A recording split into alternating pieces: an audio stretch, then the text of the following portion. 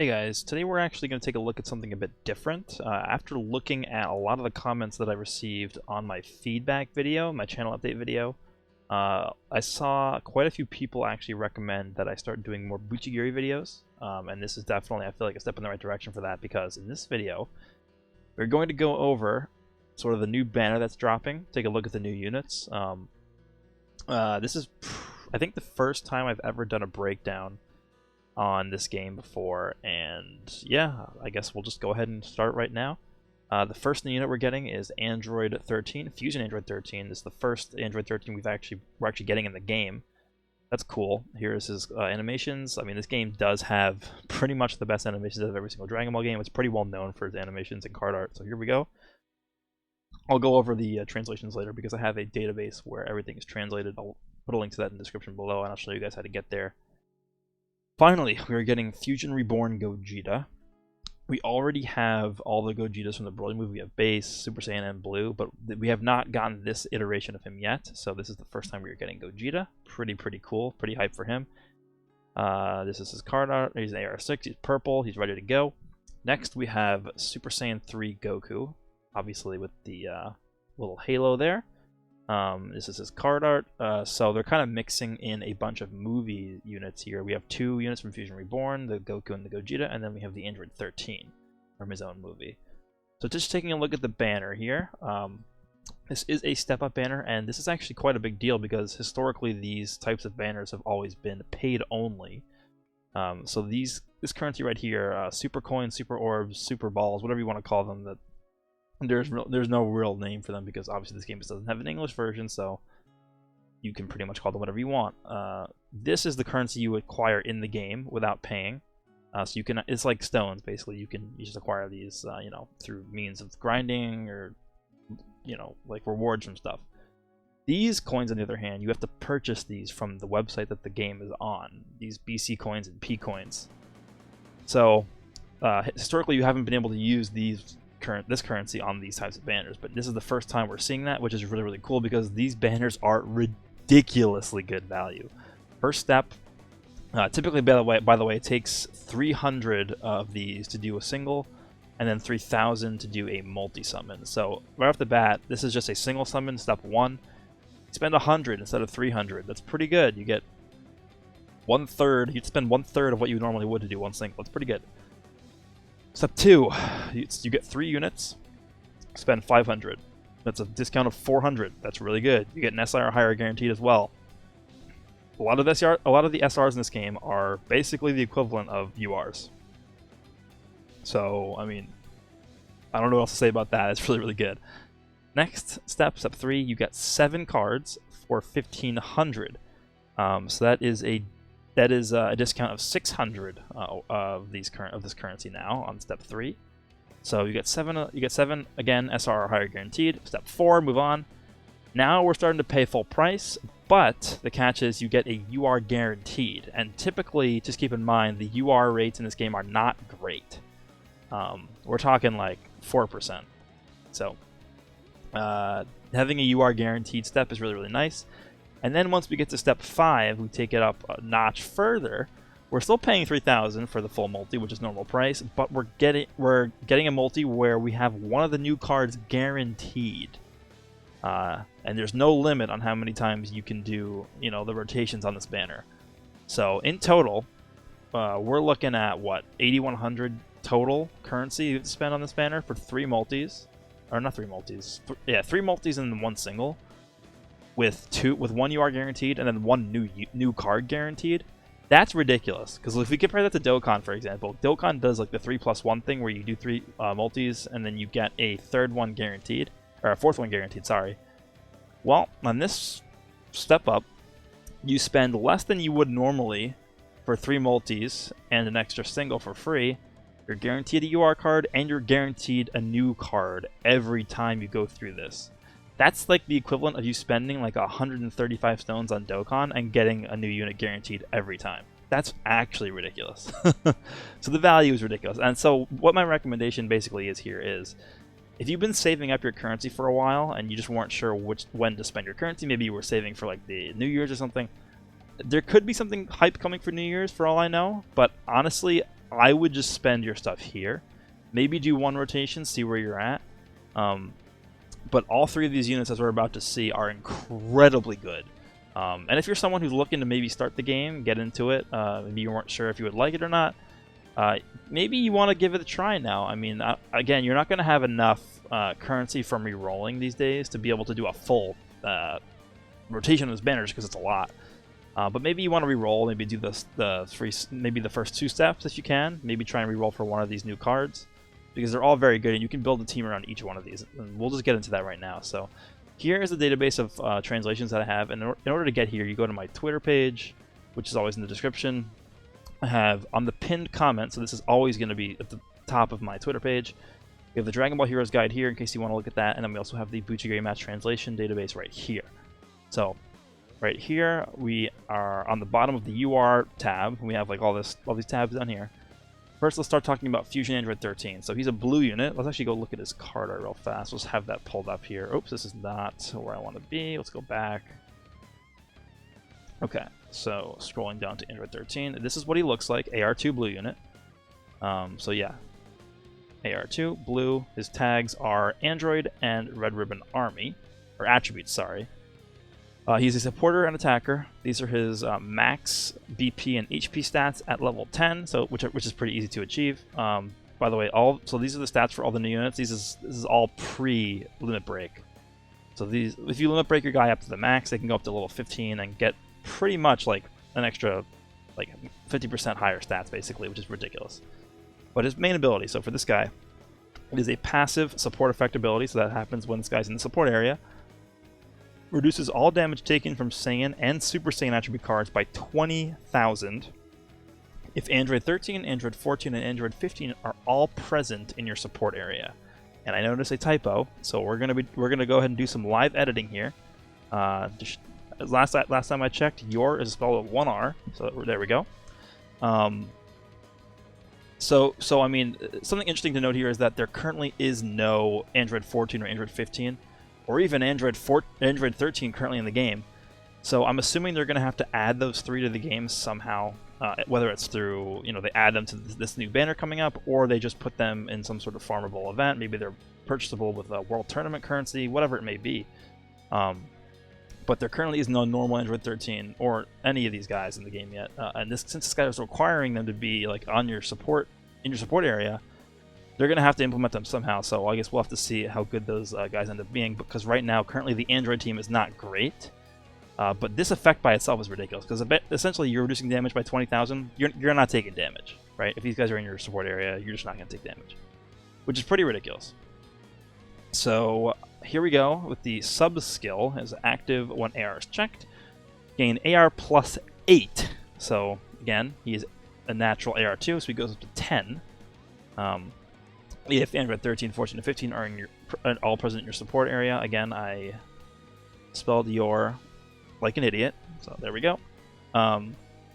If in Super Serious and Super Awakening modes, so the 2 red modes, inflict explosion for basically an amount equal to number of ally Android attribute supporters times 4,000 at the end of the round. So let's just say you have these 3 on your support area, Android 13, 14, and 15.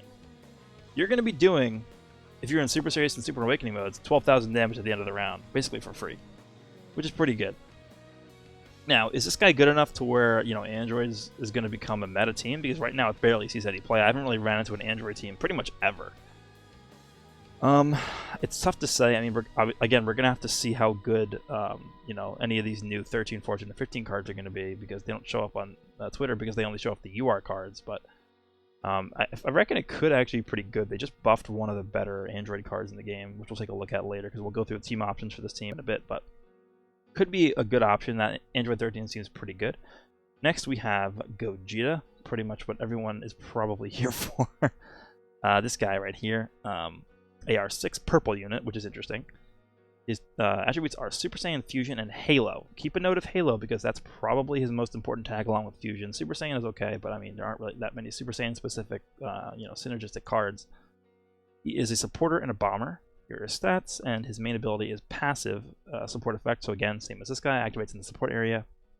It requires Awakening mode, and it is a sealing effect.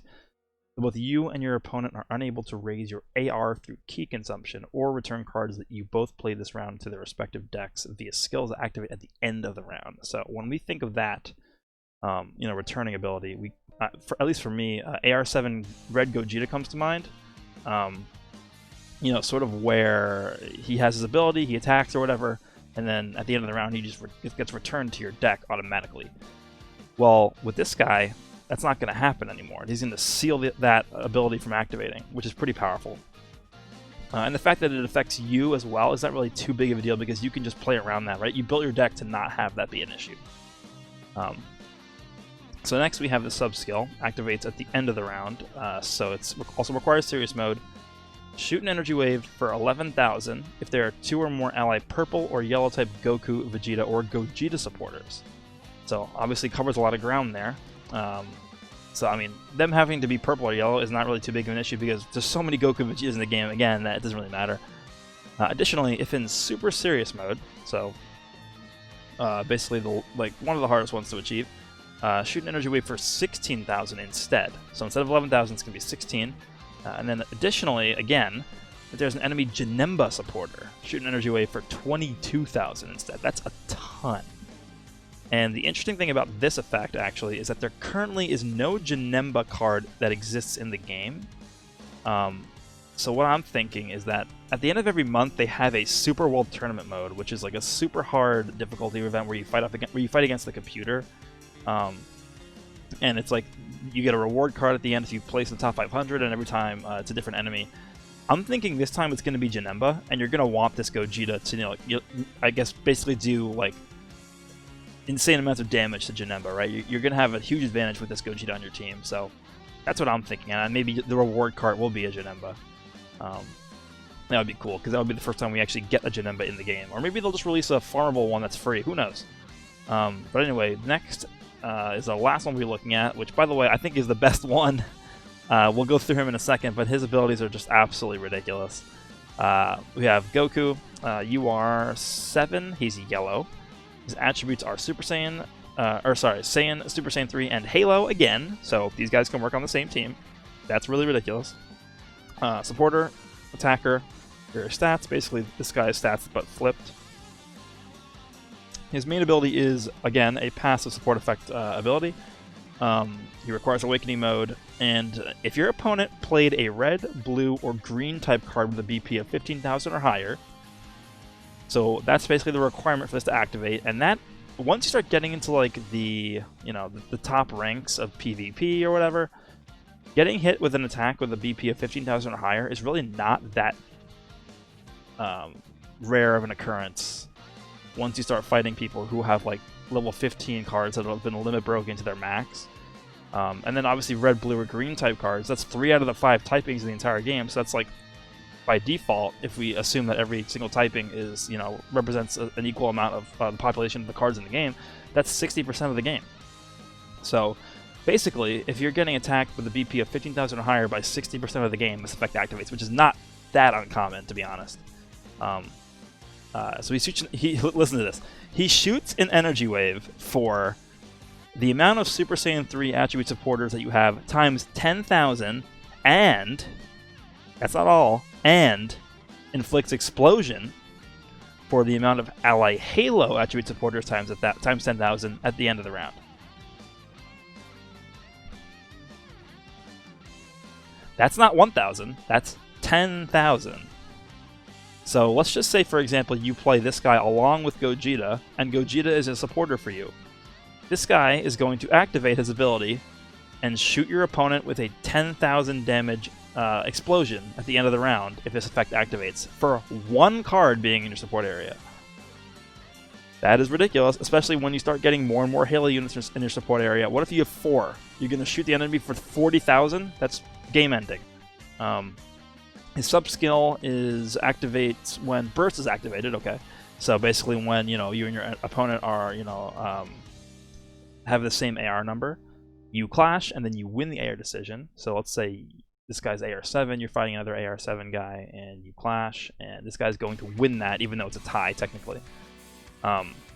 So win the AR decision, and then at the end of the round in which this effect activated, so at the end of the round in which you won that tie, You return the last placed ally Super Saiyan 3 attribute supporter or ally yellow type supporter to your deck. So I think Super Saiyan 3 is a little specific. We'll look at that later because there aren't that many Super Saiyan 3 attributes in the attribute cards in the game. But for yellow, that's pretty easy. There's a lot of yellows in the game. It represents roughly 20% of the game. So I mean, this guy, even his sub skill is really good in terms of utility. You return someone to your deck that you want to use again. You could easily build a deck around that targeting one card that you always want to be returning. So that seems pretty good to me. Let's quickly go through some of the teams or builds you can use. So this is the Android attribute, and like I was mentioning earlier, there are not currently any 13, 14, or 15 cards here, as you can see. But the one card I wanted to point out was this one, which actually just got buffed. I don't know if this is reflective of the buff they got. I don't think it is. But this effect right here. So if in serious mode, and you have a Red Ribbon Army and a card that has the Red Ribbon Army and Android attribute, you attack again. So I mean, if you take a look at the Android 13, right? He has Android and he has Red Ribbon Army. So I feel like they would synergize pretty well together. Again, we'll see how well the new 13, 14, and 15 cards they implement are going to be during this update. But I mean, as a base core for your deck, I feel like this guy and the Android 13 would be pretty good. So again, we'll see what they do with that. But that's the Android tag attribute. Here we have the Halo attribute. Now here's where things start to get crazy because we have Pikkon. Now Pikkon was introduced to the game a few months ago now in one of these, actually a similar band to the one we just looked at, except his was paid only. So not a lot of people have this guy. But he is a Halo attribute card himself, and he actually supports Halo attribute cards too, because if we look at his sub-skill here, so it's activates at the end of the round. If you have another Halo attribute card, or there's an enemy Majin Buu card, he just inflicts explosion for 10,000 at the end of the round. Just no conditions, there's no serious condition, there's no awakening condition, it's just every single time, if you have a Halo attribute supporter, it activates at the end of the round. And then additionally, if it's round 10 or later, you get Key +3 also. So, get Key +3, you inflict 10,000 explosion, that's ridiculous. I mean, there's no reason why you wouldn't just throw this guy onto a team with, either this Gogeta or this Goku, right? He's just too good not to include. So he's a strong option for the team. You have this guy who actually released on the same banner as Pikkon, Super Kaioken Goku. He doesn't support Halo, but he has the Halo attribute, so I mean, you could just throw him on there if you wanted to. This guy, SR, pretty easy to get. This Majin Vegeta, SR, pretty easy to get, but again, if you're going to use this guy, he's AR6, so you wouldn't be able to run him and Gogeta together. This guy, one of the best cards in the game to this day. He's absolutely just stupid beyond ridiculous. He can't be jammed, he has insane damage, he's really good. But this is the guy I really wanted to talk about here. So if you take a look at Goku's ability, right? His main ability that I think is ridiculous. So he has a separate proc for the Super Saiyan 3 part of it and the Halo part of it. Well, if you take a look at this guy, once he transforms, this is a transforming Super Saiyan 2 Goku that goes into Super Saiyan 3. He actually has the Super Saiyan 3 attribute and the Halo attribute, so I'm pretty sure this guy would trigger both parts of this. So if you had this guy as a supporter on your team, in the support area, he would be triggering 20,000 damage from the Super Saiyan 3 Goku, which is ridiculous by himself. So I feel like you would just slap this guy on your team regardless of whatever else you would be running. I think even over AR4 Gogeta, if you were gonna, we'll talk about AR4 Gogeta later. But if you were running, the new Gogeta, which is AR6, along with the new Super Saiyan 3 Goku, who's AR7, I feel like over AR4 Gogeta, you would actually want to use this guy because of the fact that he would, have these two attributes, which would buff this new Super Saiyan 3 Goku so much. So that's currently what we're looking at for Halo. You can even use this guy if you wanted to. Have some Vegito action going on there. Now we have the Super Saiyan 3 tag. I didn't really want to talk about this in depth too much, but I mean, there's just, this is what we have right now. This is the first Super Saiyan 3 card we ever got. This guy literally just came out like 2 weeks ago. He is a AR8 GT Super Saiyan 3 Goku. This guy is pretty new, an AR1 Super Saiyan 3 Gotenks, and then this guy's actually a transforming Gotenks. who is transforming from Super Saiyan 1 into 3. None of these guys actually buff the Super Saiyan 3 attribute, which is a little bit strange, but they're still pretty strong options because they will, like I said, proc this. So that's that. And then finally, let's take a look at the Gogeta cards that exist in the game. So like I said earlier, I'm talking about this ability here because I think this is probably his strongest ability, the Gogetas.